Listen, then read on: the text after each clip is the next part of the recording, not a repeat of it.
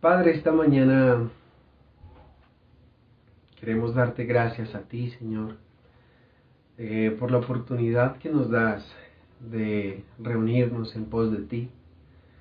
Hoy nosotros estamos felices, gozosos, porque hoy tú renuevas tu misericordia sobre nosotros.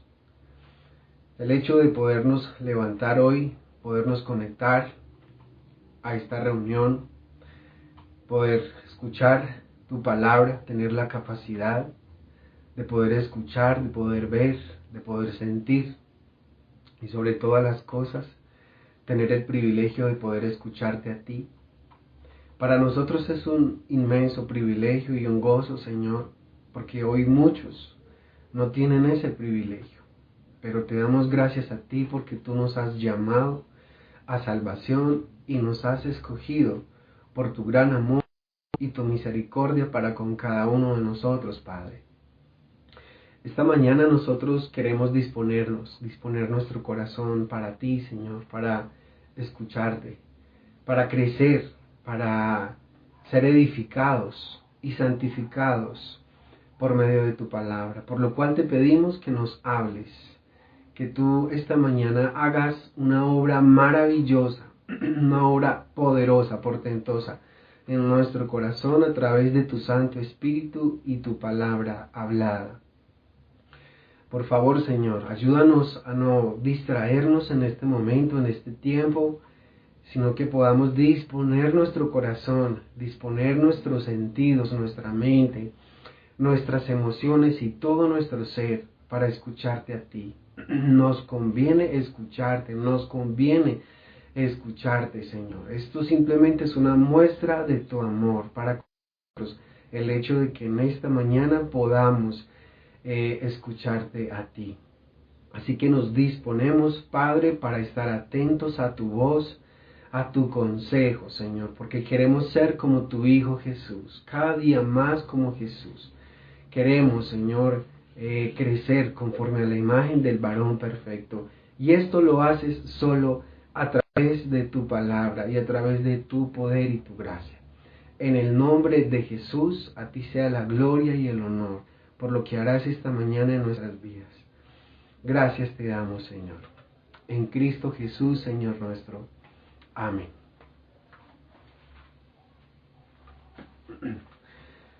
Muy bien, amados.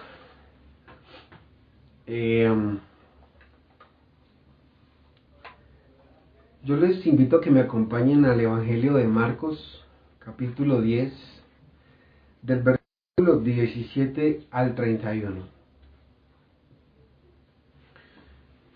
El mensaje de hoy se llama Una cosa te falta. Una cosa te falta. Esta fue la respuesta que Jesús le dio a un hombre joven, rico, un hombre joven que tenía muchas posesiones, que tiene un encuentro con Jesús, tiene un diálogo, una charla con Jesús, y Jesús confronta su corazón, como espero yo que esta mañana el Señor haga con cada uno de nosotros. Dice el Evangelio de Marcos capítulo 10, versículo del 17 al 31. Al salir él para seguir su camino, vino uno corriendo, e hincando la rodilla delante de él, le preguntó: Maestro bueno, ¿qué haré para heredar la vida eterna? Jesús le dijo: ¿Por qué me llamas bueno? Ninguno es bueno, sino solo uno, Dios. Los mandamientos sabes: no adulteres, no mates, no hurtes, no digas falso testimonio, no defraudes, honra a tu padre y a tu madre. Él respondiendo le dijo: Maestro, todo esto lo he guardado desde mi juventud. Entonces Jesús, mirándole, le amó y le dijo: una cosa te falta. Anda, vende todo lo que tienes y dalo a los pobres, y tendrás tesoro en el cielo. Y ven y sígueme, tomando tu cruz. Pero él, afligido por esta palabra, se fue triste, porque tenía muchas posesiones. Entonces Jesús, mirando alrededor, dijo a sus discípulos: ¿cuán difícilmente entrarán en el reino de Dios los que tienen riquezas? Los discípulos se asombraron de sus palabras, pero Jesús, respondiendo, volvió a decirles: hijos, cuán difícil es entrar en el reino de Dios a los que confían en las riquezas. Más fácil es pasar un camello por el ojo de una aguja que entrar un rico en el reino de Dios. Ellos se asombraron aún más de su respuesta y decían entre sí: ¿quién entonces podrá ser salvo? Entonces Jesús, mirándolos, dijo: para los hombres es imposible, mas para Dios no, porque todas las cosas son posibles para Dios. Entonces Pedro comenzó a decirle: he aquí, nosotros lo hemos dejado todo y te hemos seguido. Respondió Jesús y dijo: de cierto os digo que no hay ninguno que haya dejado casa, o hermanos, o hermanas, o padre, o madre, o mujer, o hijos, o tierras, por causa de mí y del Evangelio, que no reciba 100 veces más ahora en este tiempo casas, hermanos, hermanas, madres, hijos y tierras, con persecuciones, y en el siglo venidero la vida eterna. Pero muchos primeros serán postreros, y los postreros primeros. Yo quiero que empecemos entonces a describir, para que podamos entender bien esta historia, qué podemos aprender de esta historia, qué es lo que el Señor nos quiere hablar a través de esta historia. Y quisiera que empezáramos entonces observando algunos detalles. ¿Quién era este joven rico? Este joven rico, según Lucas 18:18. Lucas 18:18 es el texto paralelo a Marcos capítulo 10, y también esta misma historia está en Mateo capítulo 19. Pero en Lucas 18:18 dice que este hombre era un hombre principal. Aquí en Marcos dice que era un joven con mucha riqueza, que tenía muchas posesiones, y en Lucas dice que era un hombre principal. Esa palabra principal en griego es arjón. ¿Qué significa? Significa primero, en rango o poder. Significa principal, príncipe, soberano, gobernante, hombre principal, magistrado o autoridad.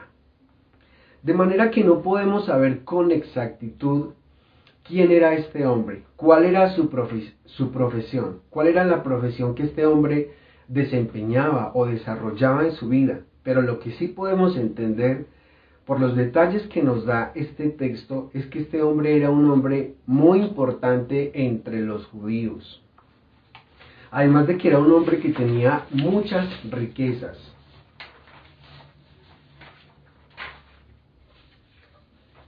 Era un hombre que tenía muchas riquezas, muchas posesiones, además de que era un hombre que se consideraba a sí mismo orgullosamente como un hombre religioso.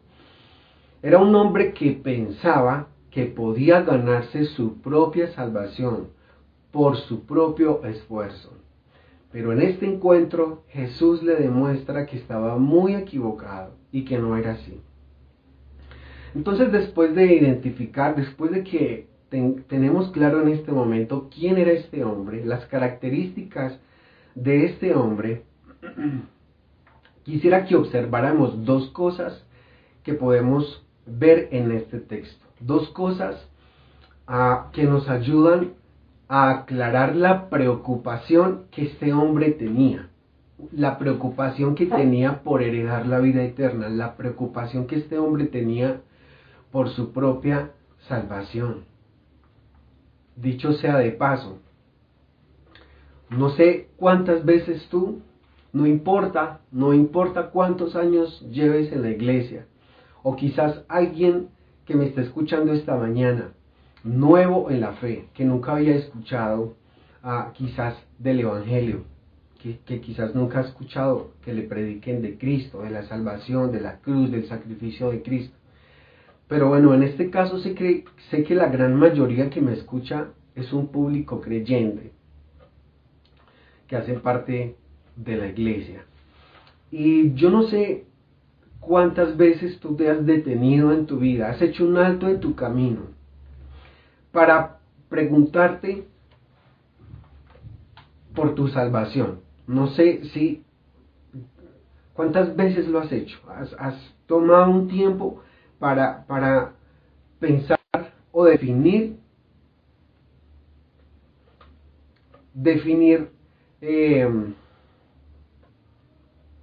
cómo estás delante del Señor. Si realmente, digámoslo así, eres salvo. Noten las dos preguntas que este hombre le hace. Son dos preguntas muy interesantes que nos dan mucha luz de lo que había en el corazón de este hombre.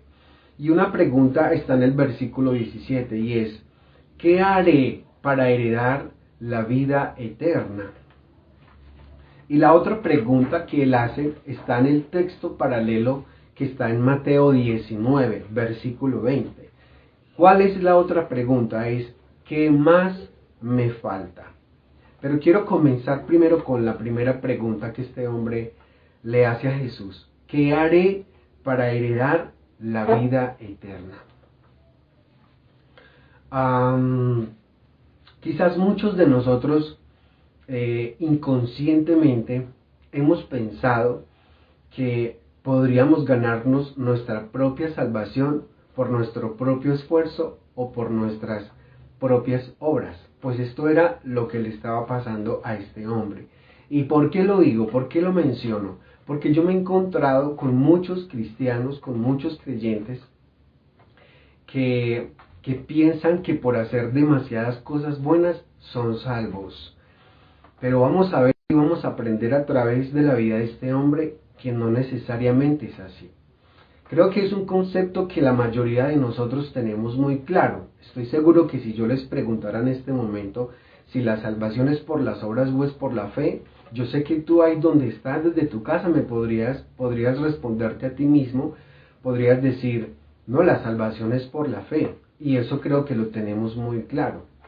Pero a veces en nuestra misma vida, inconscientemente, sin darnos cuenta, demostramos lo contrario y nos esforzamos, incluso en nuestras propias fuerzas, por hacer un montón de cosas para ganarnos nuestra salvación. Lo que debemos entender es que las obras son un resultado de la fe verdadera y la fe genuina que tú y yo tenemos. Pero no es que nosotros podamos en nuestras propias fuerzas ganarnos nuestra propia salvación por nuestro propio esfuerzo o por las muchas obras que hagamos. Entonces, la otra pregunta que este hombre le hace es: ¿qué más me falta? También podría pasarnos que en algún momento nos hemos preguntado: ¿qué más nos falta para nosotros heredar la vida eterna? Pero la respuesta de Jesús es muy contundente, porque lo que realmente este hombre necesitaba entender era una sola cosa. Era lo que le faltaba, lo principal, lo más importante, y era una sola cosa. Déjame decirte algo. Una vez les hablé de John Wesley, que algunos de ustedes ya lo han leído, sus historias, sus escritos, a su biografía. Otros de pronto no lo conocen muy detalladamente. John Wesley era ese tipo de hombre muy joven, entrado a la universidad, donde conoce o escucha hablar del Evangelio. Y él no entiende que la salvación es por la fe, y él pensaba que era por las obras. Resulta que este hombre comienza a tratar por sus propios medios, en sus propias fuerzas, de querer agradar a Dios. Y el hombre comienza a tener una disciplina, digámoslo así, a practicar las disciplinas espirituales que un cristiano pues debe tener. Y él empezó a orar, empezó a ayunar, se reunía regularmente con algunos de sus compañeros para leer la Biblia y compartir algunas enseñanzas. Y entre más pasaban los días y entre más pasaba el tiempo, él trataba más de hacer más y más cosas para alivianar su conciencia, para sentirse mejor delante de Dios. Y eso pasó así por mucho tiempo, al punto que llegó a ser un ministro del Señor y fue enviado como misionero. Él era un ministro inglés y fue enviado como misionero a América del Norte. Y en ese viaje, mientras iba en el barco, iba con unos cristianos moravos. Pero resulta que en medio del mar se desató una fuerte tempestad. Y él se asustó mucho, porque él pensó que se iba a morir. Pero notó que los otros cristianos que iban con él, los cristianos moravos, estaban muy tranquilos. A pesar de esa tormenta, estaban adorando y alabando a Dios, lo cual eso le asombró a él mucho y le hizo cuestionar incluso acerca de su fe y de su confianza, o dicho en otras palabras, de su salvación. Cuando ellos llegaron a su destino, John Wesley le pregunta al líder de este grupo de creyentes moravos por qué ellos en medio de la tormenta, en medio de la tempestad que estaban sufriendo en el mar, estaban tan tranquilos y tan confiados, al punto que estaban adorando y alabando al Señor, entonando algunos himnos y haciendo algunas oraciones, a lo cual el líder de este grupo le pregunta a John, le pregunta, ¿realmente tú te has examinado si tú eres salvo? Y esa pregunta le quedó a John en su mente por mucho tiempo. Y él comenzó a preguntarse si de verdad él era salvo, si él realmente estaba seguro de su salvación. Y esa pregunta la tuvo por mucho tiempo en su cabeza, por mucho tiempo, y eso lo llevó a investigar, eso lo llevó a leer, a investigar en las escrituras, a orar y a preguntarle al Señor. Y el Señor le muestra a través de la escritura que no. Él pensaba que por las muchas obras que estaba haciendo, porque aparentemente era un hombre piadoso, que ya era un hombre salvo, pero realmente esa situación que se presentó pudo sacar de su corazón el verdadero problema que había en él y le ayuda a identificar que realmente no era salvo. Y eso lo llevó ya a tener un encuentro verdadero con el Señor y a depositar su confianza y su fe en la justicia imputada de Dios a través de su Hijo Jesucristo. Eso fue lo que pasó en la vida de John. Ahora, hablando de nosotros, miren, amados, yo creería que muchos de nosotros hemos pensado que por el hecho de nosotros ir a la iglesia, por el hecho de nosotros congregarnos, por el hecho de nosotros ser fieles a Dios en nuestros diezmos y ofrendas, a veces hemos pensado que porque tenemos una vida regular de oración, de una vida regular de la lectura de la palabra, porque vamos a la iglesia, bueno, porque hacemos algunas obras de caridad, etcétera, etcétera, pensamos que somos cristianos. Pero hay muchas situaciones que empiezan a pasar en la vida y lo que hacen es desnudar nuestro corazón delante de los ojos de Dios y nos muestran que podría pasar, puede pasar que realmente no.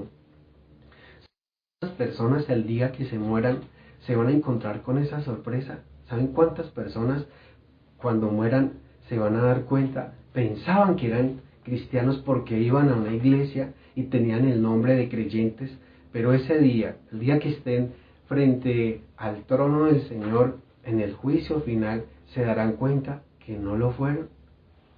Que no vaya a ser ese tu caso, que no vaya a ser que el Señor te llame hoy a su presencia para que tú le rindas cuentas y te encuentres con la sorpresa de que no, de que nunca fuiste nacido de nuevo, de que no eras un creyente genuino. Así que no te engañes, amado, amada que me escuchas esta mañana, no te engañes pensando que por las muchas obras que tú haces, tú ya tienes asegurada tu salvación. Y por eso es que Jesús le responde al joven rico, versículo 21, Marcos 10, 21, Jesús le responde, mirándole, dice que entonces Jesús mirándole le amó. Ni siquiera Jesús tuvo una actitud como la que muchas veces nosotros tenemos de desprecio hacia otras personas. Cuando vemos a ese tipo de personas, llamémoslo así, religiosos, a veces tenemos una actitud sin darnos cuenta de desprecio hacia esas personas, pero noten que ni siquiera Jesús tenía esa actitud de desprecio hacia esa persona, y lo que dice es que Jesús le amó, Jesús le vio con misericordia y le amó, y dice, y le responde a este joven, una cosa te falta, anda, vende todo lo que tienes y dalo a los pobres, y tendrás tesoro en el cielo, y ven, sígueme, tomando tu cruz. ¿Qué es lo que le estaba entonces queriendo decir Jesús a este hombre? Le estaba queriendo decir tres cosas, y quiero empezar con la primera. Lo que Jesús estaba tratando de demostrarle a este hombre era que este hombre estaba incapacitado para salvarse por sus propios medios, en sus propias fuerzas. Noten bien lo que dice, vuelvo y leo. Entonces Jesús mirándole le amó y le dijo, una cosa te falta. ¿Qué quiere decir eso? Que todas las cosas, pregunto, ¿las otras cosas que había hecho este hombre entonces eran malas? Piénsalo por un momento. ¿Qué crees? ¿Crees que entonces este hombre, por amar a su prójimo, por honrar a padre y madre, por no matar, no fornicar, no adulterar, piensa que estaba mal eso que estaba haciendo? Efectivamente no, estaba bien lo que él hacía, pero así él hiciera todas esas cosas, su propia justicia no le iba a alcanzar.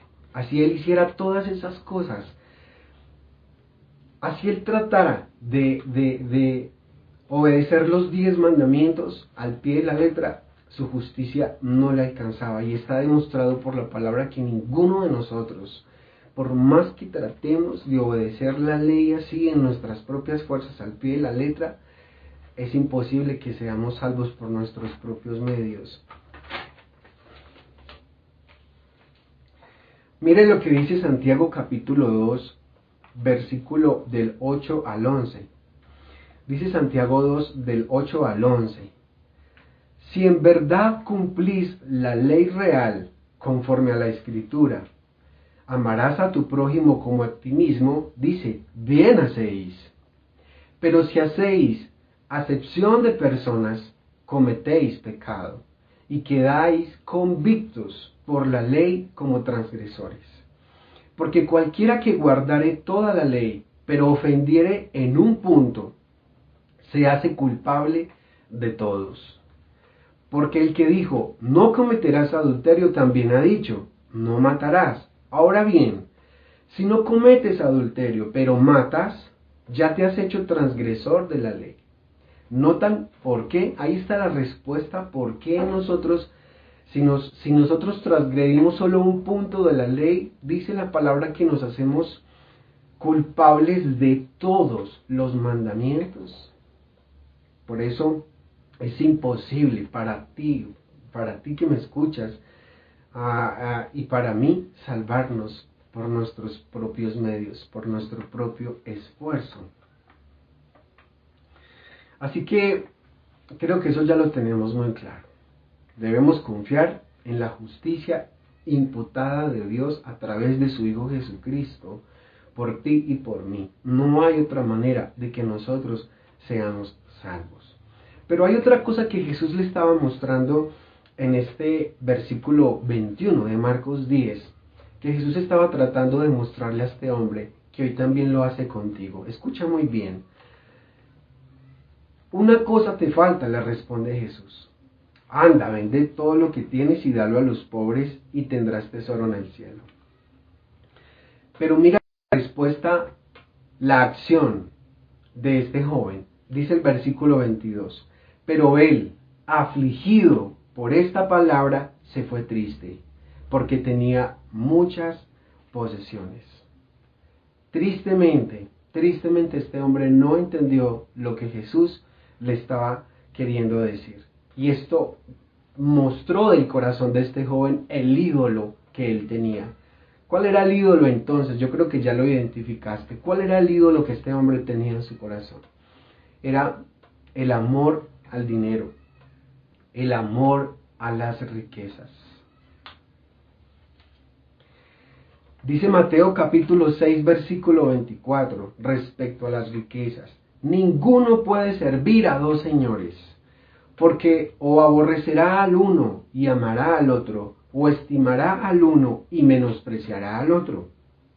No podéis servir a Dios y a las riquezas. Amado, amada, es imposible servir a dos señores. Tú no puedes decir que tú sirves a Cristo y a la vez amas a las riquezas.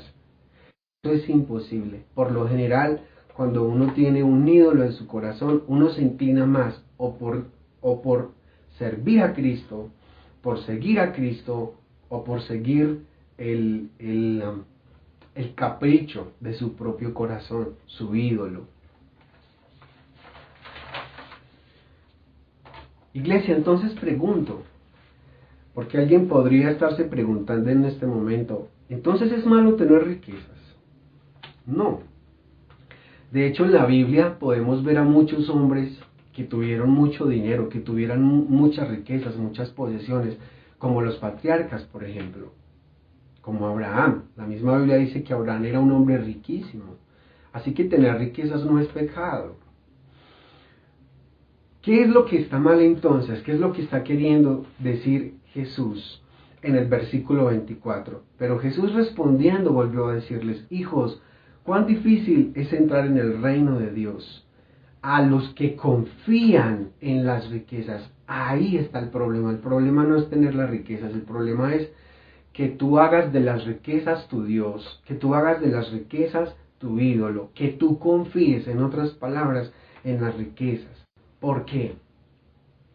Porque por lo general las personas ricas se sienten bien y se sienten confiadas siempre y cuando tengan sus cuentas bancarias llenas, tengan sus alacenas llenas, tengan una vida de lujos o una vida llena de comodidad.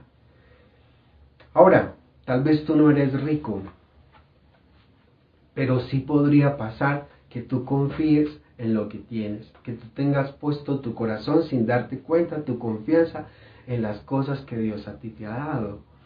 Por ejemplo, podría pasar que tú pongas tu confianza en tu trabajo, que tú pongas tu confianza en lo poco que tienes.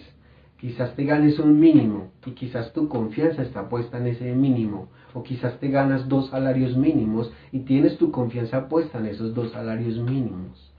¿Y cómo te das cuenta? Cuando tú empiezas a ser un ídolo de las riquezas o de tu trabajo u otras cosas que vamos a ver a continuación. ¿Cómo tú te das cuenta? Hablando de las riquezas, miremos algunos ejemplos en la vida. ¿Qué pasa cuando un hombre rico, un hombre adinerado, queda en la quiebra? Yo creo que alguno de ustedes ha conocido a alguien que ha tenido una vida muy cómoda. ¿Y qué ha pasado con esa persona cuando por alguna circunstancia cae en la quiebra? Muchas personas de esas entran en una gran crisis, sienten que el mundo se les viene encima. Y entre esos, algunos, entre comillas, creyentes, que se han dicho, se han creído creyentes, han pensado de sí mismos que son cristianos, que son creyentes, pero cuando sucede una situación inesperada como estas, muchos le dan la espalda a Dios. Yo los he conocido. Gente que, como les decía ahorita, no precisamente eran ricos, pero tenían un empleo, quedaron sin empleo. Y empiezan a cuestionar a Dios y dicen: ¿pero por qué? Si yo soy un fiel diezmador, yo soy un fiel ofrendador, si yo voy a la iglesia, ¿por qué si yo amo al Señor, si yo obedezco, tengo una vida piadosa, ¿por qué me pasa esto a mí? Y empiezan a cuestionar al Señor y empiezan incluso a molestarse con Dios. Muchos terminan tristemente dándole la espalda a Dios cuando esto pasa. Otros incluso llegan a un punto más extremo. Algunos se enloquecen y terminan en una clínica de reposo. Y otros, porque es verdad, tú sabes que es cierto, otros llegan al punto de terminar con sus vidas. Algunos han terminado quitándose en la vida a sí mismos por el desespero, por el dolor, por la insatisfacción, la tristeza, la rabia, la impotencia que sienten por haber quedado sin dinero, o haberse quedado sin trabajo, o haber quedado en la ruina y en la pobreza. Y eso demuestra entonces que su Dios era el dinero. Muchos incluso de lo que Dios les da, no le dan a Dios, porque también se muestra con eso el amor que tienen por el dinero. De gracia recibimos, entonces dad de gracia. Muchos no dan a Dios, porque tienen un Dios en su corazón, y es el dinero. Ahora, este era el ídolo de este hombre. Yo quisiera ahora preguntarte a ti, porque puede que alguien me esté escuchando y esté diciendo en este momento, pastor, pues yo como no soy apegado a las riquezas, yo como no soy apegado a mi trabajo, pero de seguro, estoy seguro que hay alguna área en tu vida en la que algunos quizás no se han dado cuenta porque no habían escuchado esto. Otros sí lo saben. Estoy seguro que otros sí lo saben porque Dios se los ha hablado muchas veces. Y aún así no le han rendido esa área al Señor, ese ídolo que tienen en su corazón. ¿Como cuáles, por ejemplo? Entonces quizás lo tuyo no sean las riquezas, pero un ídolo podría ser tu familia. Recuerden que hace 8 días hablábamos de Abraham, cómo el Señor le pidió a Abraham lo que más amaba, que era su hijo Isaac. Entonces Abraham demostró que amaba más a Dios que a su familia. Tú puedes hacer de tu familia un ídolo sin darte cuenta. El hecho de que tu esposa o tu esposo, un ejemplo, te digan, hoy no vamos al culto, y tú prefieras quedarte con él o con ella en vez de ir a la iglesia y buscar del Señor, piénsalo bien. Piensa entonces cuál es el lugar que está ocupando Dios en tu corazón. Si de pronto hay algunos hijos, como pasa en el Medio Oriente, que los padres los desheredan cuando se vuelven cristianos. Estoy hablando de los musulmanes que se convierten a Cristo y sus padres, al darse en cuenta que sus hijos se volvieron cristianos, los desheredan, los rechazan, hasta los echan de su casa. Y muchos, por no perder el aprecio, el cariño, el amor de sus padres, negocian su fe. Pero otros no les importa y dejan a madre, a padre o hijos o lo que tengan que dejar por amor al Señor. Yo no estoy diciendo con esto que tú seas hostil en tu casa con tu familia, sino que tú revises cuál es el lugar que tiene Dios en tu corazón y cuál es el lugar que tiene tu familia en tu corazón. ¿Debemos amar a nuestra familia? Claro que sí. ¿Está mal que nos vayamos a pasear con nuestra familia de vez en cuando? No está mal. Yo lo he hecho también. No es pecado, no está mal.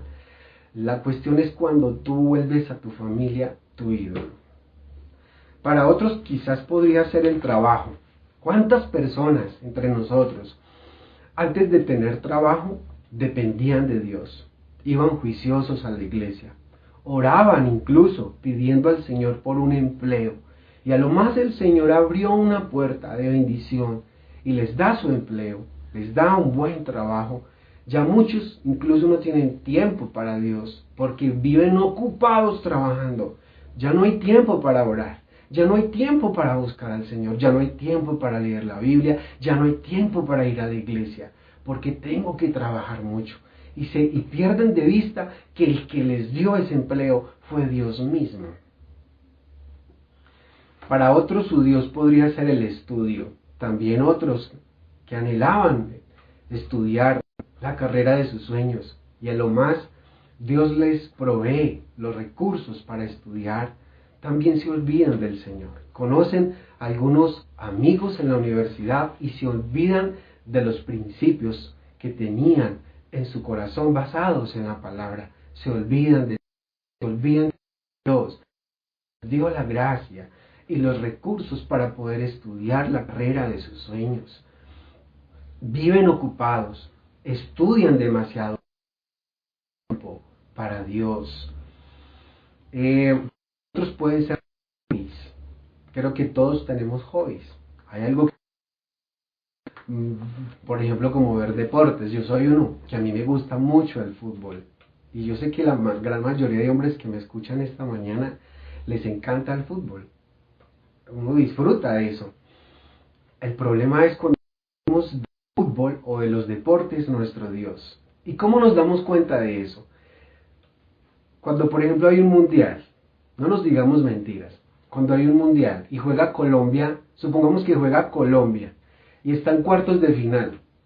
Y resulta que el partido del mundial es el domingo a las 10 de la mañana, justo en el momento del culto. Estoy seguro que muchos no irían a la iglesia por quedarse viendo el partido. Entonces, debes de revisar eso. Revísalo en tu corazón. ¿Qué lugar tienen los deportes, el entretenimiento? O en el caso de las mujeres, las telenovelas. Mujeres que se la pueden pasar todos los días una tarde entera viendo novelas. Pero para el Señor, 15 minutos. Para el Señor, media hora. Pero si tienen tiempo para ver novelas todas las y se empatan con las noticias. ¿Cuántas horas pegados de un televisor? Pero para el Señor no tenemos tiempo. ¿Ves que el televisor podría convertirse en un ídolo para ti? ¿Está mal ver televisión? No. ¿Está mal ver un programa, una película, una serie? No. El problema es cuando tú haces de la televisión tu Dios. Ese es el problema. O los videojuegos.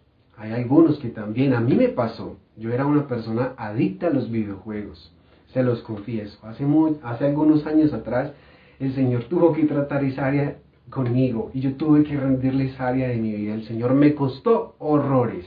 Y estoy seguro que no hubiese sido capaz si no hubiese sido por la gracia y el poder de Dios que operó en mí. Pero yo tuve que rendirle esa área al Señor. O si no, no hubiese sido capaz. Para algunos, el ídolo también puede ser los amigos. Algunos aman más los amigos que a Dios. Revísalo, piénsalo. No lo tomes a la ligera, que no te entre por acá y te salga por acá. Medítalo. O una relación. También puede haber una relación dañina, una relación que no te conviene. Muchos tratamos de negociar con Dios y decir, Señor, no, mira, yo lo convierto. O en el caso de ellas, Señor, yo lo convierto, o en el caso de ellos, yo la convierto. Y tratamos como de negociar con Dios cuando Dios ya ha sido tan claro en su palabra, cuando nos ha dicho, no os unáis en yugo desigual. Y a veces pensamos que el yugo desigual se puede solamente ver cuando un cristiano se mete con alguien del mundo. Pero no, un yugo desigual también puede suceder en la iglesia. Yo he visto matrimonios emproblemados hasta aquí, y que los dos incluso eran creyentes, pero no se conocieron, no tomaron el suficiente tiempo para conocerse, se casaron y empezaron los problemas. ¿Por qué? Porque él tenía otra visión, porque él tenía otros proyectos, ella otros proyectos, y empiezan los roces, empiezan los problemas, porque no había un acuerdo antes de casarse. Bueno, etcétera, etcétera. Ese no es el tema, pero quería también hacer ese paréntesis, porque ese puede también ser tu caso. Y muchas veces el Señor nos pide esas relaciones y nosotros no cedemos, no queremos entregarla. Y hacemos de él o de ella nuestro ídolo también sin darnos cuenta. La tecnología, ¿qué más podríamos decir? El celular, las redes sociales. Déjame decirte, ¿cuántas horas pasamos pegados a un celular? ¿Cuántas horas podríamos pasar chateando, pegados en las redes sociales, viendo videos, etcétera, etcétera? Pero tenemos tan poco tiempo para el Señor. Y luego decimos, es que no tengo tiempo. Sí tenemos tiempo, sino que nosotros no lo invertimos bien y no sabemos administrar el tiempo que Dios nos da aquí en la tierra. Entonces, que el celular, que las redes sociales, que el internet, que la tecnología tampoco se vuelvan un ídolo para ti. El Señor no está dispuesto a ser el segundo o el tercero en tu vida. Él debe ser el primero en tu vida. A este hombre le costó, amada iglesia, escúcheme bien, a este hombre le costó su salvación. Ese día que tuvo esa confrontación con Jesús, tomó la peor decisión y eso le costó su salvación. La avaricia que tenía este hombre por las riquezas, por sus posiciones, por el dinero, le costó su salvación. Que eso no te vaya a pasar a ti. Tenemos un ejemplo en la Biblia, en la vida de Sansón. Sansón tenía un área que no le rindió al Señor y era su área sexual. Su área sexual. Fue un área que no le rindió al Señor y le costó un precio muy alto a Sansón el hecho de no haberle rendido esa área de su vida al Señor. Sansón jugó mucho con el pecado, pero no se dio cuenta que el pecado tarde que temprano lo alcanzó y destruyó su vida. Al final de su vida, el Señor por su gracia y su misericordia le da lucidez. Y por eso Sansón, en medio de la cárcel, en medio de las merreíres de sus enemigos, porque en eso se había convertido en un juguete para sus enemigos, le sacaron sus ojos incluso. En ese momento, Sansón recuerda a Dios, recuerda las enseñanzas de sus padres y clama al Señor por misericordia, y el Señor responde con misericordia y le concedió antes de morir un momento de lucidez para volver al Señor. Entonces, que ese no vaya a ser tu caso, iglesia. No juegues más con el pecado. Entrégale tus ídolos, ríndele cada una, asegúrate de rendirle todas y cada una de las áreas de tu vida. No pienses que el pecado no te va a alcanzar y te va a destruir y te las va a cobrar muy caro, muy caro.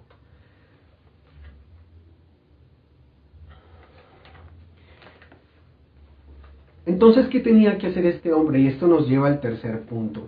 Volvamos al versículo 21. Jesús mirándole le amó. De nuevo, repito.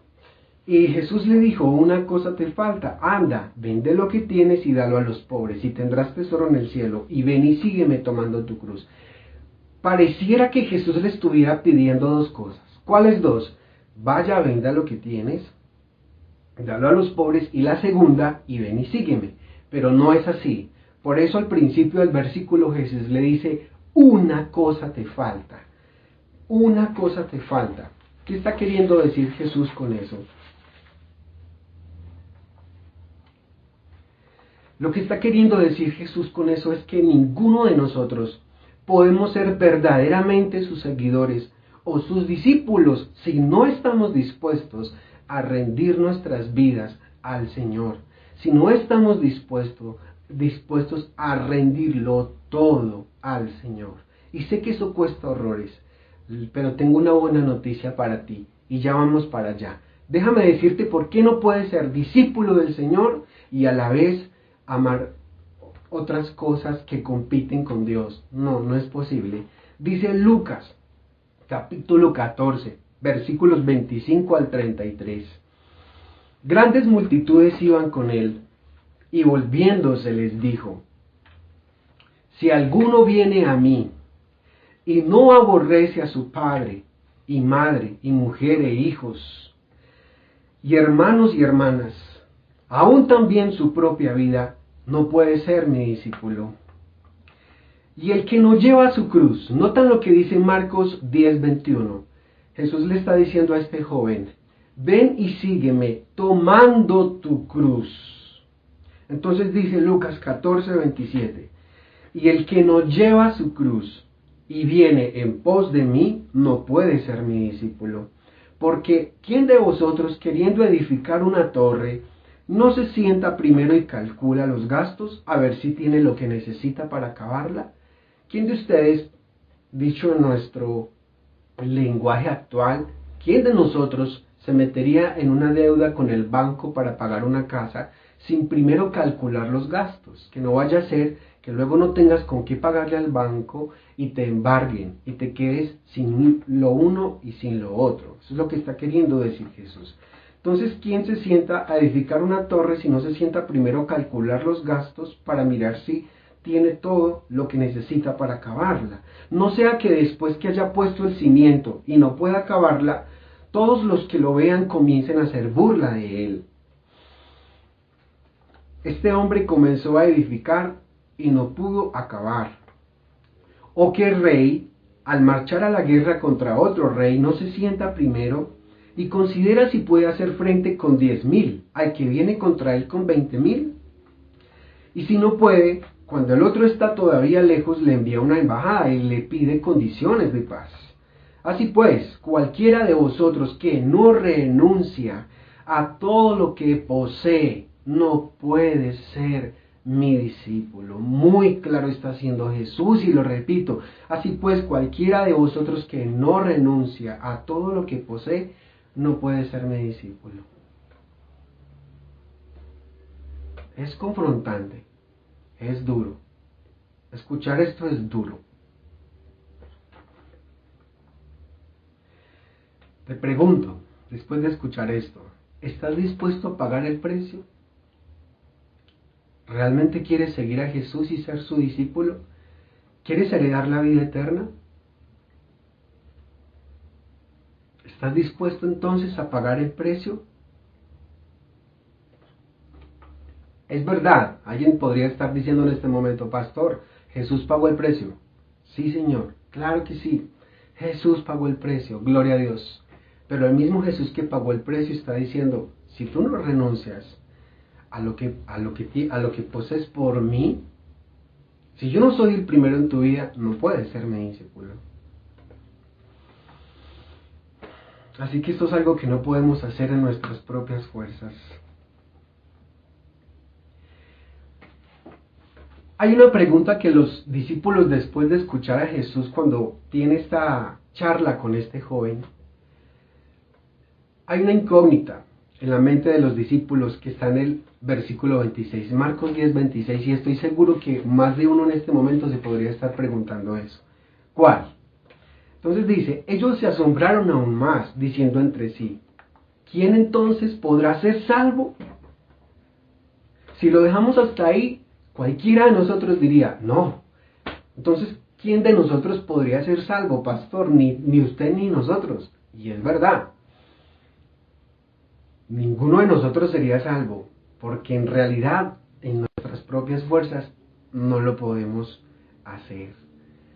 Entonces, aquí viene la respuesta gloriosa, la respuesta, yo no sé cómo describirlo, la respuesta más esperanzadora del Evangelio a través de estas palabras de Jesús. Y esto va para ti, esto va para ti, esto va para mí. Entonces Jesús, mirándolos, dijo, versículo 27, para los hombres es imposible, mas para Dios no, porque todas las cosas son posibles para Dios. Así que tanto lo uno como lo otro no depende de nosotros, sino de Dios. ¿Tú quieres ser salvo realmente? Pues eso depende de Dios, a través de la justicia imputada de Dios, a través de Jesucristo que pagó el precio por ti y por mí en la cruz. Pero sí necesitamos arrepentirnos, sí necesitamos rendir nuestra vida, porque nosotros muchas veces decimos que Jesús es nuestro Señor y decimos creer en Jesús como nuestro Señor y nuestro Salvador, cuando Él realmente no es el Señor de nuestra vida. Entonces tratamos de negociar con Dios, con Jesús y decir, está bien, yo te acepto como mi Salvador, pero déjeme mis pecaditos, es que a mí me gustan, yo los amo, me deleito en ellos. Y eso no es posible. Así que tú necesitas depender totalmente de la gracia y de la misericordia de Dios para ser salvo. uno. Y dos, necesitas también depender de la gracia y el poder de Dios para rendirle todas y cada una de las áreas de tu vida al Señor, para rendirle tu corazón, para rendirle todo tu ser y tu voluntad a Dios, tu voluntad. Ya no más tu voluntad, sino la voluntad de Dios en tu vida. Pero aún, hasta para eso necesitas depender del poder y la gracia de Dios a través de Jesucristo y el poder del Espíritu Santo y su palabra. ¿Te das cuenta porque no has podido vencer en tus luchas? ¿Te das cuenta porque no has podido vencer en tus debilidades? ¿Acaso crees que tú solamente tienes debilidades y luchas? Yo también las tengo. Y estoy seguro que todos tenemos luchas y debilidades y cosas que Dios nos está mandando a rendirle y entregarle a Él. Pero cuando tú dependes de ti mismo y no aprendes a depender de Él, no lo vas a lograr, no vas a ser capaz, porque en tus propias fuerzas es imposible. Por eso Jesús dijo, para el hombre es imposible, pero para Dios todas las cosas son posibles. Así que no me digas que tú no puedes rendirle tu vida al Señor, que tú no puedes rendirle cada área de tu vida, tus debilidades, tus luchas, tus pecados. Que no vaya a ser que por tú no rendirle esas cosas al Señor, te pase lo que le pasó a Sansón, o le pase, peor aún, lo que le pasó a este muchacho, que amó más su pecado, amó más su ídolo que a Dios. Cuando tú dejas de orar, cuando tú dejas de leer la Biblia, cuando tú dejas de buscar al Señor, estás dejando de depender de Dios. Estás dejando de depender de su gracia. Y por eso no lo logras, por eso no lo alcanzas. Por eso sigues teniendo las mismas luchas y pasa el tiempo y sigues teniendo las mismas luchas y no sales de ahí. Estás metido en un hueco. Cuando el Señor te ha extendido la mano para sacarte de ahí, pero tú no has querido tomar su mano. Él ha extendido su mano para sacarte del pozo de la desesperación. Es irónico, pero es así, es la realidad. Y nosotros vemos a Dios extendiendo su mano, pero no tomamos su mano. Dejamos de orar, dejamos de leer su palabra, de buscar al Señor. Y por eso entramos otra vez en frialdad. Empezamos a enfriarnos, empezamos a desanimarnos, empezamos otra vez a luchar con las mismas cosas de siempre. Es como un círculo vicioso y no salimos de ahí cuando Él ya nos dio la salida.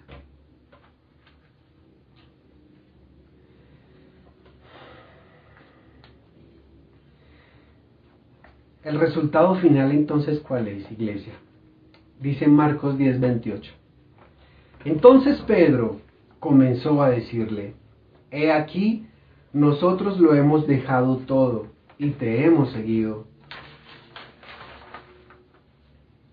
Respondió Jesús y dijo, de cierto os digo, que no hay ninguno, óigame bien, amado o amada, no hay ninguno que haya dejado casa, o hermanos, o hermanas, o padre, o madre, o mujer, o hijos, o tierras, por causa de mí y del Evangelio, que no reciba 100 veces más ahora en este tiempo, casas, hermanos, hermanas, madres, hijos y tierras, con persecuciones, y en el siglo venidero la vida eterna. Déjame hacer aquí un paréntesis porque este es uno de los textos que usan muchos predicadores o maestros de la prosperidad. He escuchado esto cientos de veces a muchos, diciendo que entonces por eso es que nosotros debemos darle a Dios, porque entonces si tú le das un poco, Él te lo devuelve 100 veces más. Entonces mucha gente viene con esa mentalidad a Dios pensando que Dios los va a hacer ricos. He visto unas locuras. He visto gente vendiendo sus casas y llevándolas a los pastores, pero con esa mentalidad.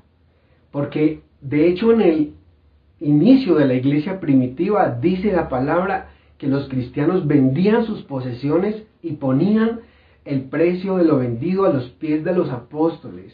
Pero ¿qué hacían los apóstoles? ¿Creen ustedes que Pedro se compró un carruaje y un gran caballo blanco para ostentar de su vida piadosa? No, ni Pedro ni ninguno de los otros. Lo que ellos hacían con esto era repartir a la iglesia según la necesidad de cada uno en particular. Así que puede que haya alguien que lo haya hecho alguna vez, pero que lo haya hecho con esa mentalidad, con ese corazón. Lo tenaz de todo es que lo que se ha corrompido es que la gente le da a Dios pensando que Dios los va a hacer ricos. Entonces alguien va, vende su casa, va, la lleva a la iglesia y pasa un mes, pasa 2 meses, ahora ya no tiene casa en donde meter a sus hijos, no tiene nada y está esperando que Dios ya no le dé una casa, sino 100 casas y no pasa. Y ahí es donde mucha gente se desilusiona del evangelio y dice, pero ¿por qué si a mí me dijeron que si yo daba, Dios me lo iba a devolver 100 veces? No es así. No es así lo que Jesús está queriendo decir en este texto. Una vez Jesús estaba reunido enseñando la palabra y llegó María, su mamá, y los hermanos de sangre de Jesús, y le interrumpen a Jesús en medio de su enseñanza y le dicen, Jesús, tu madre y tus hermanos están afuera, esperándote. Y Jesús les dice, Jesús no interrumpe su enseñanza y antes les enseña algo a su audiencia y les dice, mi madre y mis hermanos y mis hermanas son ustedes, son los que hacen la voluntad de mi Padre. ¿Por qué digo esto? Porque esto es a lo que se refiere Jesús. Supongamos que tú sufrieras tal persecución y tal de tu familia al punto de que te echaran de la casa por causa de Cristo y del Evangelio. Estoy seguro que el Señor no te desampararía. Además de que tendrías la compañía de muchos hermanos y hermanas en Cristo que te ayudarían. Eso es lo que está queriendo decir Jesús. Añadiéndole, y aquí Jesús está siendo muy honesto, con persecuciones. Miremos la iglesia primitiva, lo perseguida que era, las oposiciones que sufrían, las persecuciones que sufrían. Pero muchos de nosotros venimos a Cristo pensando antes que se nos va a arreglar la vida y se nos acabaron los problemas. No es así, iglesia. Déjame decirte y desilusionarte con esta noticia. No es así. Jesús dijo, en el mundo tendréis aflicción, pero confiad, porque yo he vencido. De manera que a pesar de las aflicciones que tú tengas, la ventaja que tú y yo tenemos es que vamos pegados y prendidos de la mano del Señor. Y por eso, aunque andemos por el valle de la sombra de la muerte, aunque andemos por el valle de la sombra de la muerte, no temeremos mal alguno, porque el Señor está con nosotros y nos sustenta.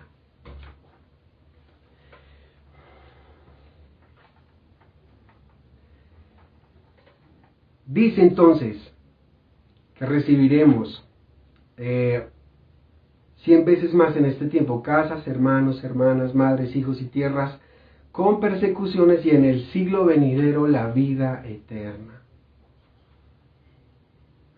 Amado, no negocies tu primogenitura como lo hizo Esaú. De parte de Dios te lo digo.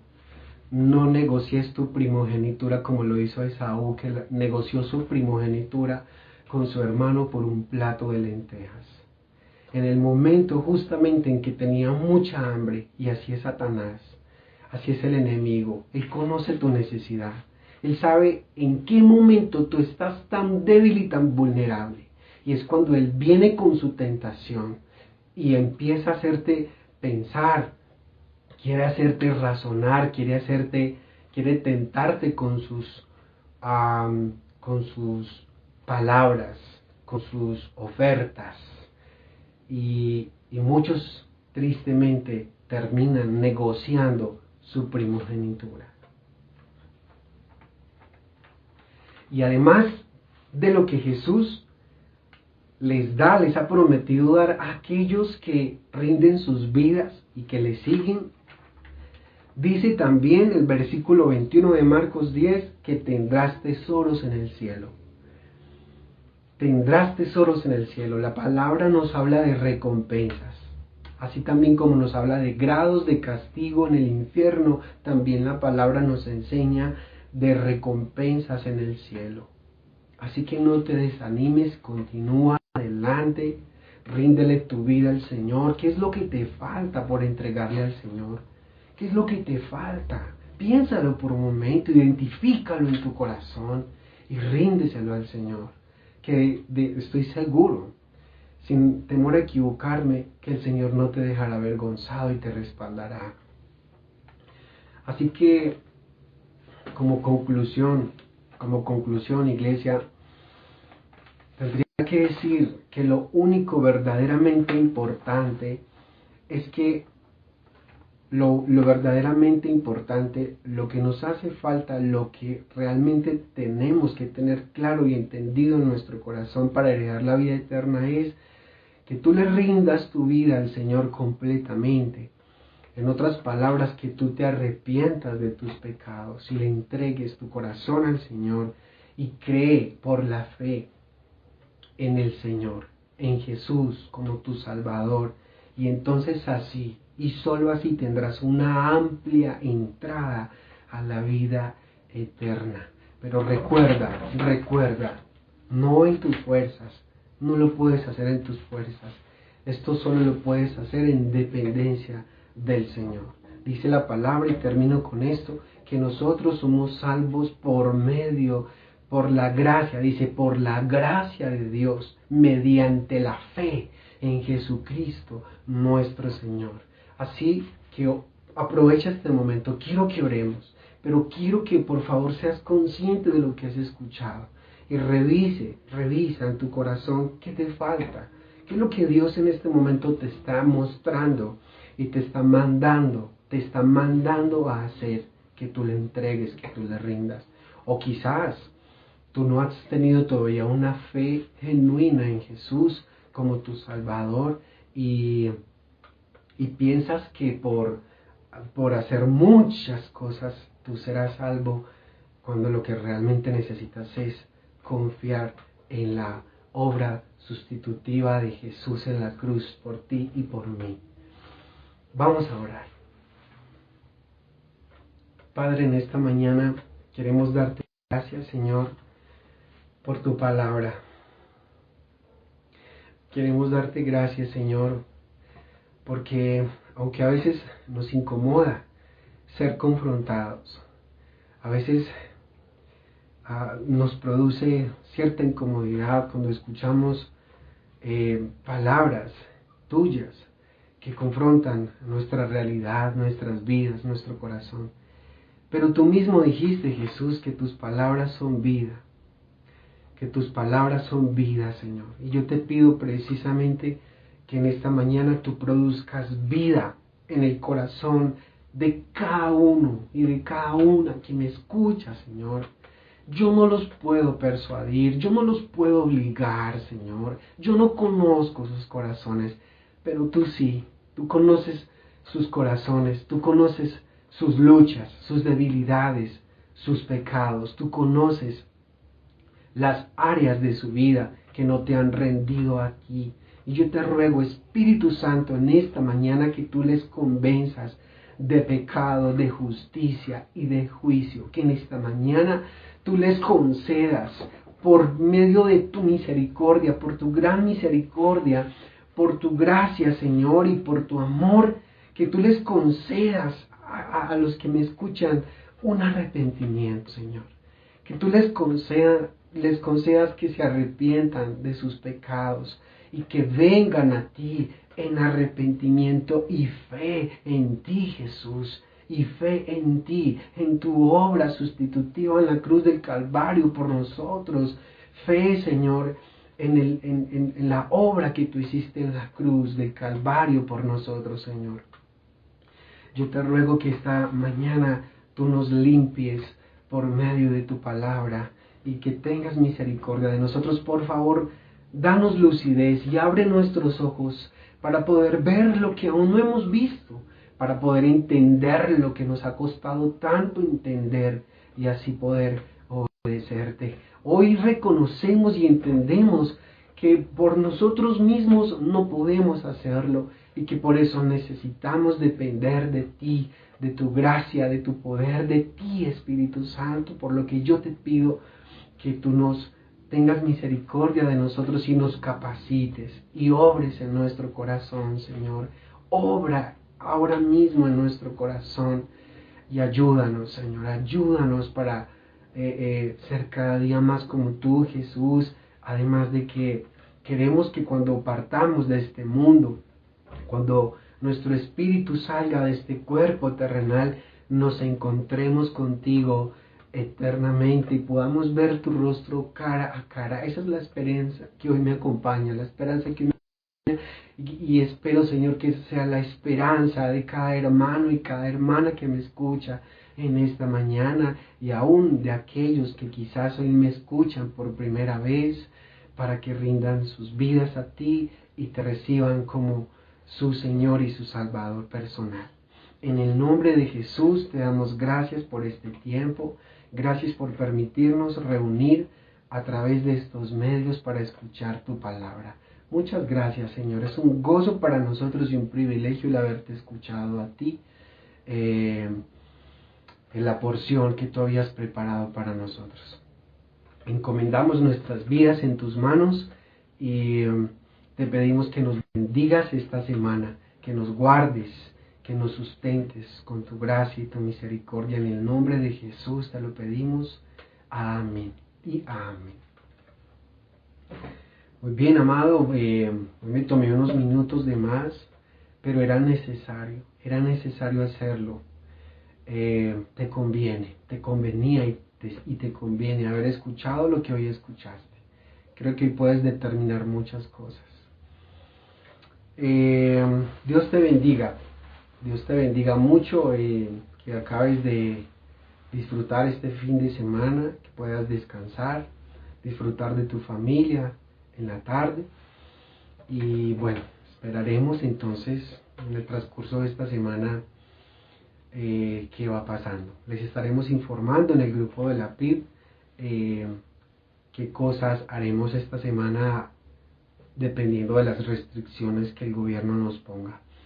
Amados, Dios los bendiga, les amo mucho, les amo enormemente en el amor del Señor. Que Dios les bendiga.